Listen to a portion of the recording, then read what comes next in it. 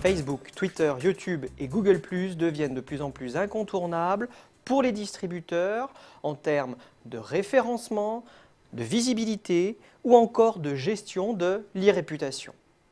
Et les distributeurs et leurs community managers en ont pris la pleine mesure. C'est l'une des principales conclusions de l'étude Precepta. En effet, dans le cadre de cette étude, un audit a été réalisé auprès d'une quarantaine d'enseignes, des enseignes alimentaires, des enseignes non alimentaires et des spécialistes du e-commerce. Et cette enquête révèle que 100% des acteurs ont investi les médias sociaux et que 3 enseignes sur 4 sont présentes sur au moins 3 plateformes leaders. Il faut dire que ces plateformes sont synonymes d'audience accrue pour les distributeurs. C'est le cas pour Kiabi, La Redoute, Intermarché, Carrefour, Amazon et Sephora, qui font partie des acteurs qui fédèrent le plus grand nombre d'abonnés. Toutefois, si les distributeurs ont pris conscience des enjeux en termes de conquête d'audience, ils doivent dorénavant enclencher les dynamiques collaboratives et interactives.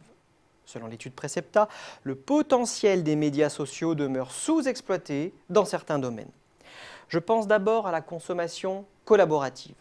Une consommation collaborative qui doit être l'occasion pour les enseignes d'entrer dans une logique servicielle, mais aussi de proposer à leur communauté, déjà réunie sur les médias sociaux, des prestations périphériques à leur cœur d'activité.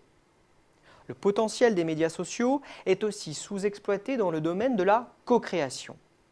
En fait, la co-création consiste à solliciter l'intelligence collective, et notamment celle des fans déjà en activité sur les plateformes sociales, afin de les impliquer dans un processus d'innovation.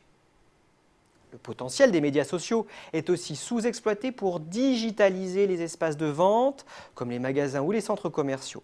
Je m'explique. La digitalisation des espaces de vente fait aujourd'hui partie intégrante des stratégies cross-canal.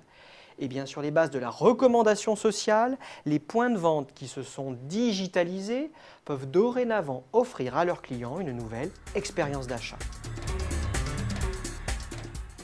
Les médias sociaux ont aussi leurs limites. Des limites qui doivent inciter les marques à créer leur plateforme propriétaire. Quelles sont ces limites ? D'abord, les réseaux sociaux sont très changeants, en perpétuelle mutation, ce qui implique une constante adaptation. Deuxièmement, les membres d'un média social peuvent être extrêmement volatiles. On insiste ainsi à des phénomènes de fragmentation de l'audience et de l'attention, de désintérêt, voire de désinscription, ce qui rend extrêmement difficile la constitution d'une communauté pérenne avec laquelle engager le dialogue sur le long terme. Troisièmement, les médias sociaux ont la main mise sur les données de ce que l'on appelle les socionautes. Ce non-partage ou ce partage partiel des données avec des tiers limite ainsi les possibilités d'exploitation des datas par les distributeurs.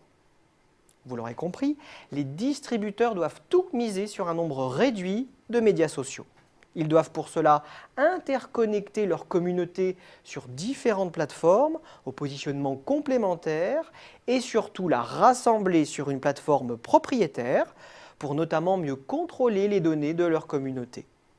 Un tel contrôle ouvre la voie du small data qui permet l'exploitation d'un volume de données certes moins important que celui des sites leaders mais autrement plus qualifié et pertinent.